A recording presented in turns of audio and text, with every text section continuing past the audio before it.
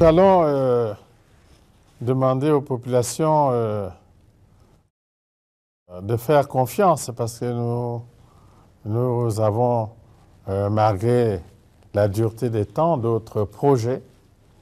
Nous allons leur demander d'aller avec nous plus loin.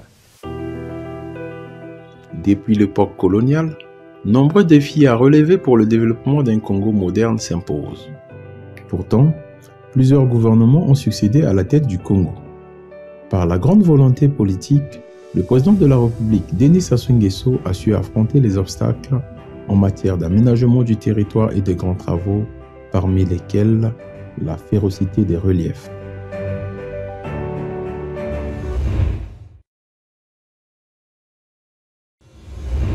La délégation générale aux grands travaux est l'organe technique qui assiste le maître d'ouvrage délégué dans l'exercice de ses attributions de passation et d'exécution des contrats de marché public soumis au décret portant code des marchés publics.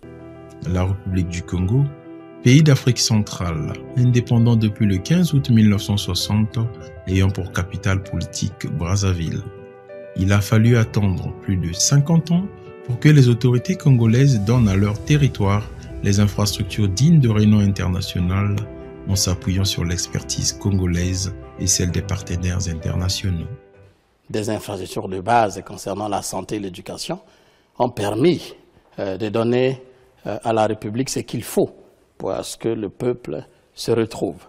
Les infrastructures de transport, nous pouvons aujourd'hui dire que l'ensemble du territoire, la grande partie du territoire se retrouve aujourd'hui unifié sur l'ensemble du territoire. Nous avons par exemple la dorsale de Pointe-Noire, donc la façade maritime de notre pays, jusqu'à la frontière extrême avec le Cameroun, à peu près 1600 km de routes réalisées. Donc les infrastructures d'énergie, adossées aux infrastructures de transport, nous avons au moins une trentaine de projets d'envergure. Quand nous pensons que ce pays est un pays de transit, est un carrefour, il faut donner les atouts à ce carrefour. Donc la dorsale nord-sud, Brazzaville-Pointe-Noire, Ouesso, disons Pointe-Noire-Brazzaville-Ouesso, est un projet majeur. Les grands travaux œuvrent pour réaliser les ambitions titanesques de la République du Congo qui se veut être hissée au panthéon des pays développés.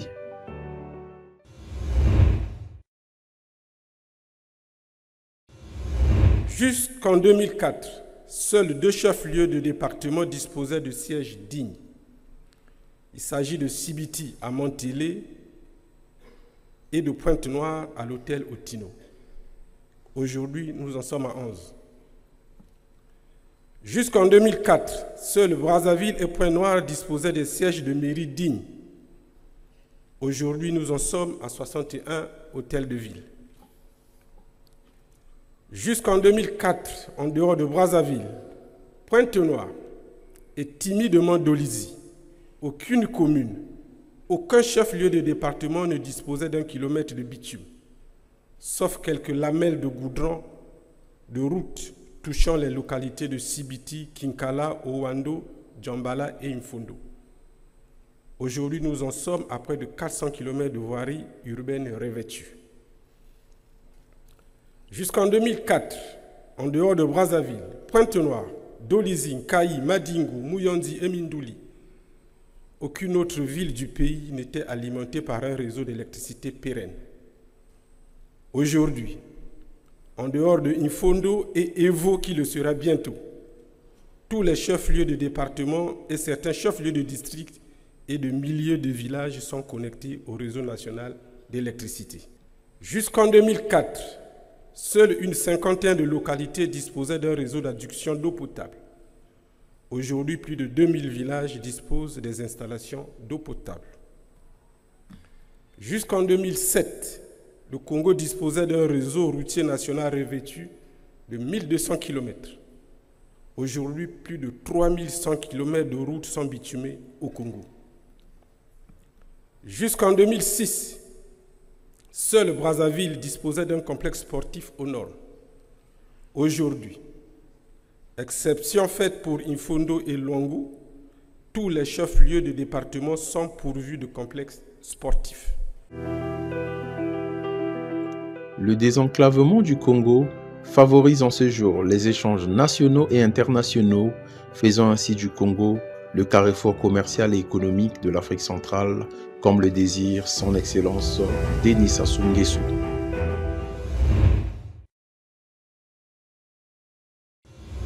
Les projets ne peuvent pas être surévalués. Les projets sont d'abord étudiés. Il y a un cahier de charges, il y a un besoin. Après un cahier de charges, une étude réalisée. Et l'étude nous permet d'avoir une estimation confidentielle qui permet d'apprécier le projet dans son importance. Et à partir de là, la mise en œuvre se fait valoir. Donc, on ne peut pas surévaluer ce type de projet, mais le pays en a besoin. Très avantageux de construire les routes de qualité. À titre indicatif, les 2/3 de la production des grumes venant du nord du Congo et étaient évacués par le port de Douala au Cameroun, soit un manque à gagner annuel de plus de 2 milliards selon les statistiques. Il y a quelques années, c'est-à-dire en 2002, aucune partie, aucun chef-lieu de département de notre pays n'était relié d'un seul trait à un autre par une route bitumée. Avant la mise en place du projet, le chemin de la Nouvelle Espérance, le premier projet de 2002, de la première mandature du président. Brazzaville est en chantier, mais on ne finira jamais d'être en chantier dans une ville dynamique. On est toujours en Afrique censé rêver des installations de taille ailleurs, dans les autres continents. Mais quand c'est réalisé en Afrique, on est un peu comme, ah oui, c'est trop énorme, est-ce que c'est à la taille du continent? Effectivement, parce que l'Afrique se retrouve tout entière. C'est à la taille du continent, c'est aussi à la taille des ambitions du continent, parce que l'Afrique est le continent de l'avenir. Les complexes sportifs, dans le grand stade, c'est un grand complexe de commune mesure où on peut jouer les équipes dignes de ce monde, de partout, hein, peuvent venir et réaliser, et ça peut être là aussi une référence continentale pour le reste du monde. L'aménagement du territoire et les grands travaux sont une preuve du sens profond du respect qui caractérise l'engagement visant à émailler l'ensemble du pays des infrastructures de base viables, parmi lesquelles les routes nationales dans tout le pays, les routes internationales aux principales frontières, les voies navigables, les ports et aéroports, pour ne citer que ça. L'avenir de l'Afrique, c'est la formation qualifiante, c'est la connaissance, c'est s'approprier évidemment ce type de connaissances. Avec les partenaires chinois qui réalisent dans son des installations, nous formons par année des étudiants, 20 ingénieurs en perspective par année, et nous sommes à 80 aujourd'hui en ce qui concerne les travaux publics de bâtiments, par exemple. Ça, c'est un exemple que je cite. Il y a les cimenteries ici, tout le ciment est congolais, toute la ferraille aussi, pareil. Nous sommes en train de développer une zone économique spéciale industrielle à Maluku, où tous les matériaux de construction sont réalisés in situ, sur place. Mais les objectifs, on ne peut pas les atteindre le même jour, parce que tout le monde veut la même chose. Le même jour, ce ne sera pas évident, à coup sûr. Mais il y a une progression énorme. Je peux vous dire, par exemple, et c'est une parenthèse, ces 10 dernières années, il y a plus de 20 villes congolaises qui ont été reliées par l'énergie pérenne. Problématique des grandes villes. Les grandes villes passent d'abord par leur propre aménagement, parce qu'elles se sont développées de manière un peu anarchique pendant une certaine période. Il va falloir les restructurer, leur apporter l'énergie et apporter l'énergie au client final, y compris la conscientisation des populations sur cette denrée rare, effectivement, qui nécessite souvent un certain comportement. À l'heure actuelle, les visiteurs du Congo des années antérieures constateront le changement du visage de l'aéroport international Maya Maya dès le pied posé sur le sol congolais.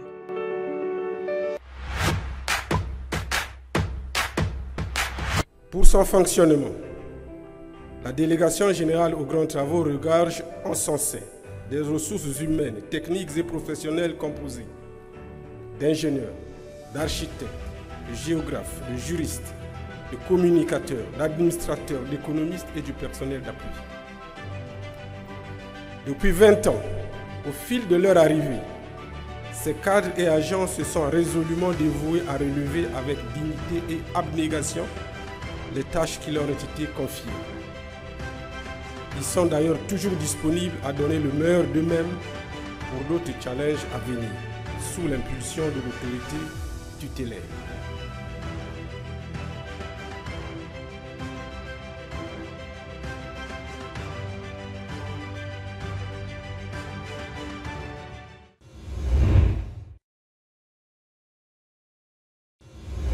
Donner au pays les projets structurants, parce qu'il s'agit de structurer le pays. C'est ça l'aménagement du territoire. Comme vous voyez l'aménagement du territoire, je vais vous prendre un exemple pour nuancer avant de terminer cette histoire. L'aménagement du territoire, vous pouvez vous retrouver sur un territoire d'un espace donné, avec une dimension donnée, et vous vous rendez compte qu'il y a une très belle forêt.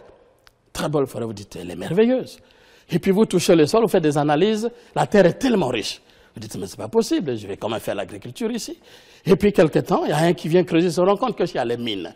Que faut-il faire? Et pourtant, il faut aménager le territoire. Certains disent, non, mais c'est beau, il ne faut rien couper. Il faut préserver ce territoire. Avec la construction du port autonome des Points Noirs, les importations de produits manufacturés et les exportations des principaux produits de l'économie congolaise sont garanties. L'importance de l'aménagement du territoire à travers ce que je vous ai dit dès le départ, qu'il y a une loi d'orientation sur l'aménagement et le développement du territoire. C'est pour faire en sorte que tout cela soit harmonieux, équilibré et fonctionne en toute symbiose. En ce moment, nombreux sont ceux qui doutaient de la capacité et de la volonté de Denis Sassou Nguesso d'affronter la traversée du Mayombe par une route lourde reliant le port maritime en eau profonde à la route nationale numéro 2 à partir du village Yé. Prochain défi, le corridor 13, le pont sur la rivière Sangha.